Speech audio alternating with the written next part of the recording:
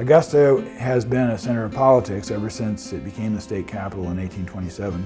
The most prominent political figure who came from here in the 19th century was James G. Blaine. He was a Pennsylvania native who came here because he married an Augusta woman, and he bought her the Blaine House, which is now the governor's mansion, as a Christmas present in 1862.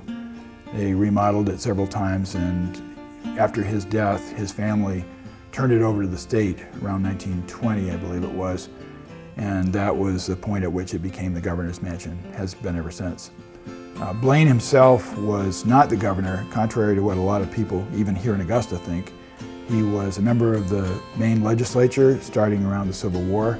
He became the Speaker of the Maine House. Then he was elected to Congress, where he served for 20 years, and he became the Speaker of the House in Congress. In 1884, he was the Republican nominee for president, and he lost to Grover Cleveland, who was a Democrat and became the first Democratic president in 20 years. A political rallying cry that came out of that campaign that became famous in American history, and the rallying cry is Rum, Romanism, and Rebellion. And what that refers to is a meeting that a group of Protestant ministers had with Blaine in the lobby of a hotel in New York City about a week before the presidential election occurred in November of 1884.